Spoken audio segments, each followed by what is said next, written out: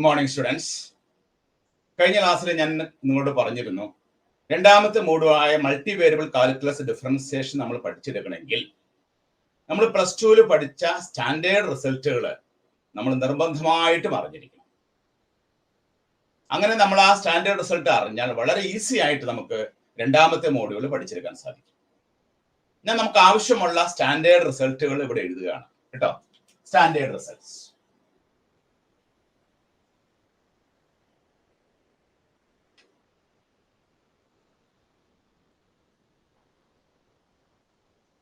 ഒന്നാമത്തെ standard result d/dx of k.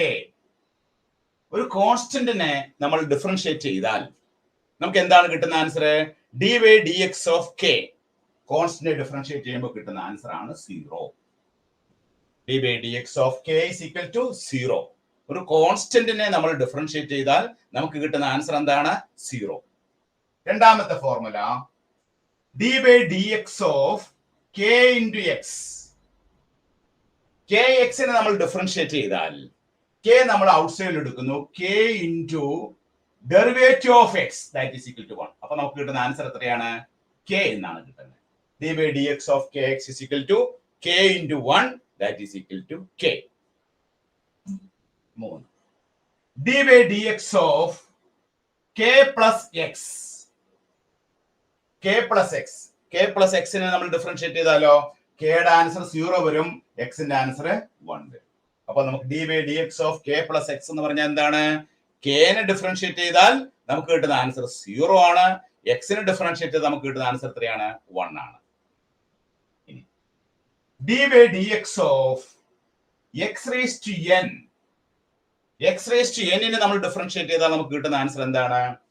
n into x raised to n minus 1. n into x raised to n minus 1.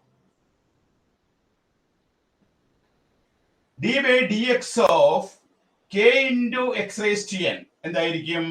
k taken outside, k into n into x raised to n minus 1. Okay, അടുത്ത result, ആറാമത്തെ result d/dx of sin x. sin x നെ നമ്മൾ differentiate ചെയ്താൽ നമുക്ക് കിട്ടുന്ന answer എന്താണ്? cos x. cos x. അടുത്ത് d/dx of cos x. cos x നെ നമ്മൾ ഡിഫറൻഷിയേറ്റ് ചെയ്താൽ നമുക്ക് കിട്ടുന്ന റിസൾട്ട് എന്താണ്?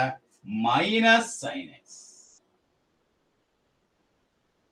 അടുത്ത് d/dx of tan x. tan x നെ നമ്മൾ ഡിഫറൻഷിയേറ്റ് ചെയ്താൽ നമുക്ക് കിട്ടുന്ന ആൻസർ എന്താണ്? sec square x. sec square x. d/dx of cot x. cot x നെ നമ്മൾ ഡിഫറൻഷിയേറ്റ് ചെയ്താൽ നമുക്ക് കിട്ടുന്ന ആൻസർ എന്താണ്? Minus cosec square x. Minus cosec square x. d/dx of sec x. sec x നെ ഡിഫറൻഷിയേറ്റ് ചെയ്താൽ കിട്ടുന്ന ആൻസർ എന്താണ്?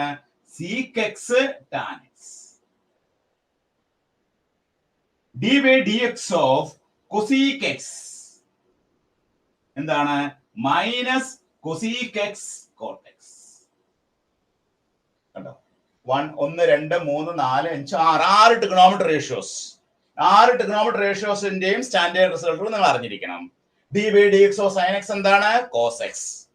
d/dx of cos x എന്താണ്? Minus sin x. d/dx of tan x എന്താണ്? sec square x. d/dx of cot x എന്താണ്? Minus cosec square x. d/dx of sec x എന്താണ്? sec x tan x. d/dx of cosec x എന്താണ്? Minus cosec x cot x. Okay, ഇനി d/dx of e raised to x. e raised to x നെ differentiate ചെയ്താൽ എന്താണ് answer കിട്ടുക? e raised to x itself. d/dx of log x എന്താണ് answer കിട്ടുക? 1/x. d/dx of log x is equal to 1/x. Then d/dx of sin inverse x എന്താണ്? d/dx of sin inverse x എന്താണ്? 1 by root of x square minus d by dx of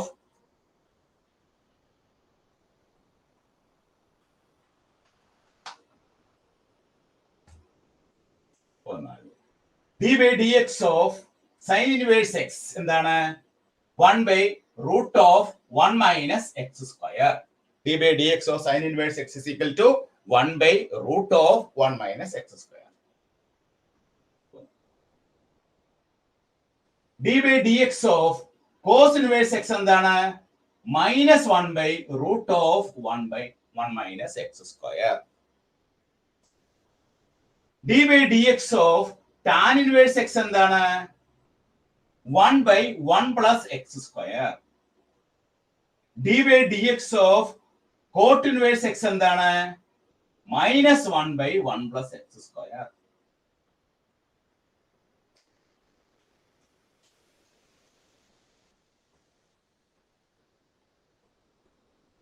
d by dx of sec inverse x എന്താണ് 1 by x into root of x square minus 1. d by dx of cosec inverse x എന്താണ് minus 1 by x into root of x square minus 1. അപ്പോ sin inverse x, cos inverse x, tan inverse x, cot inverse x, sec inverse x, cosec inverse x ഈ 6 trigonometric ratios അതില് sin inverse x ന്റെ എന്താണ് 1 by root of 1 minus x square. cos inverse x ന്റെ എന്താണ് minus 1 by root of 1 minus x square. tan inverse x ന്റെ എന്താണ് 1 by 1 plus x square. d by dx of cot inverse x എന്താണ് minus 1 by 1 plus x square. sec inverse x എന്താണ് 1 by x into root of x square minus 1. cosec inverse x എന്താണ് minus 1 by x into root of x square minus 1. ഇനി d by dx of uv ഇതിനെ നമ്മൾ product rule എന്ന് പറയും. Product rule പറയുന്നത് എങ്ങനെയാണ് first function into derivative of second plus second function into derivative of first. അപ്പൊ നമ്മൾ ഇത് എങ്ങനെ എഴുതുക u into v dash plus v into u dash. First function into derivative of second plus second function into derivative of first. അതാണ് product rule for differentiation. 21 d by dx of u by v ഇതിനെ നമ്മൾ പറയുന്ന പേരാണ് quotient rule for differentiation. quotient rule for differentiation. d by dx of u by v എന്താണ് denominator into കണ്ടോ v into derivative of numerator that is v into u dash minus numerator into derivative of denominator divided by denominator the square. ഇതാണ് ഇത്രയും പ്രധാനപ്പെട്ട റിസൾട്ടുകൾ നിങ്ങൾ നിർബന്ധമായിട്ടും അറിഞ്ഞിരുന്നാൽ നിങ്ങൾക്ക് രണ്ടാമത്തെ മോഡ്യൂളായ multivariable calculus differentiation വളരെ ഈസി ആയിട്ട് പഠിച്ചെടുക്കാൻ സാധിക്കും. നമ്മൾ ഓരോ പ്രോബ്ലം ചെയ്യുമ്പോഴും പാർഷ്യൽ ഡെറിവേറ്റീവ്സ് എടുക്കുമ്പോൾ ഓരോ കേസിലും ഒന്നിനെ കോൺസ്റ്റന്റ് ആക്കി മറ്റേനെ നമ്മൾ വേരിയബിൾ ആക്കുമ്പോൾ ഈ റിസൾട്ടുകളെല്ലാം നമുക്ക് കടന്നു വരും. ഈ റിസൾട്ടുകൾ 1 by 1 ആയിട്ട് നമ്മൾ അവിടെ അപ്ലൈ ചെയ്യുമ്പോൾ നമുക്ക് ആൻസറിലേക്ക് എത്തിച്ചേരും. അപ്പൊ ഇവിടെ പ്ലസ് ടുവിൽ നമ്മൾ പഠിച്ച ഡിഫറൻസിയേഷനും ഇവിടെ നമ്മൾ പഠിക്കുന്ന ഡിഫറൻസിയേഷൻ ഇവിടെ നമ്മൾ പഠിക്കുന്നത് പാർഷ്യൽ ഡെറിവേറ്റീവ്സ് ആണ്, പാർഷ്യൽ ഡിഫറൻസിയേഷൻ ആണ്. ഇവിടെ നമ്മുടെ ഫംഗ്ഷനിൽ ഒന്നിൽ കൂടുതൽ വേരിയബിൾ കടങ്ങിയിട്ടുണ്ട്. അപ്പൊ അങ്ങനെ വരുമ്പോൾ ഒരു വേരിയബിളിനെ ഡിഫറൻഷിയേറ്റ് ചെയ്യുമ്പോൾ മറ്റു വേരിയബിൾസിനെയൊക്കെ നമ്മൾ കോൺസ്റ്റന്റ് ആക്കി ട്രീറ്റ് ചെയ്യുന്നു. അങ്ങനെ ഡിഫറൻഷിയേറ്റ് ചെയ്യുമ്പോൾ നമ്മൾ ഉപയോഗിക്കേണ്ട റിസൾട്ടുകൾ നമ്മൾ ഈ പറഞ്ഞ റിസൾട്ടുകൾ തന്നെയാണ്. അപ്പൊ പ്ലസ് ടുവിൽ പഠിച്ച ഈ റിസൾട്ടുകൾ നിങ്ങൾ നിർബന്ധമായിട്ടും നിങ്ങളുടെ ബുക്കിൽ ഭംഗിയായിട്ട് എഴുതി വെക്കുക. ഈ ഫോർമുലാസ് എഴുതി പഠിക്കുക. ഓരോ ഫോർമുലാസ് അപ്ലൈ ചെയ്ത് അങ്ങനെ ഓരോ പ്രോബ്ലം ചെയ്ത് കഴിയുമ്പോൾ ഈ ഫോർമുലാസ് എല്ലാം മനസ്സിൽ നമുക്ക് കൃത്യമായിട്ട് മനസ്സിലാക്കാൻ സാധിക്കും. അപ്പോ ഫോർമുലാസ് കൃത്യമായിട്ട് നിങ്ങൾ എഴുതിയെടുക്കുക, ചെയ്ത് പഠിക്കുക. നിങ്ങൾ എഴുതുന്ന നോട്ട്ബുക്കിന്റെ ഫസ്റ്റ് പേജിൽ തന്നെ ഇത് എഴുതി വെക്കുക. അല്ലെങ്കിൽ നിങ്ങൾ പഠിക്കുന്ന സ്റ്റഡി ടേബിളിൽ നിങ്ങൾ അതൊരു പേപ്പറിൽ എഴുതി കറക്റ്റായിട്ട് ഒട്ടിച്ചിടുക, കറക്റ്റായിട്ട് അത് പേസ്റ്റ് ചെയ്ത് വെക്കുക. അപ്പോൾ നിങ്ങൾക്ക് ഇടയ്ക്കിടയ്ക്ക് ഈ ഫോർമുലാസ് കാണാം. അങ്ങനെ ഫോർമുലാസ് എത്രമാത്രം നിങ്ങളുടെ മനസ്സിലേക്ക് ആഴത്തിൽ പതിയുന്നോ അത്രമാത്രം ഈസി ആയിട്ട് നമുക്ക് രണ്ടാമത്തെ മോഡ്യൂൾ പഠിക്കാൻ പറ്റും. രണ്ടാമത്തെ മോഡ്യൂള് പല കുട്ടികൾക്കും ബുദ്ധിമുട്ടാണെന്ന് പറയുന്നത് എന്തുകൊണ്ടാണ്? ഈ ഫോർമുലാസ് ഒക്കെ അവർക്ക് അറിയില്ലാത്തത് കൊണ്ട് തന്നെയാണ്.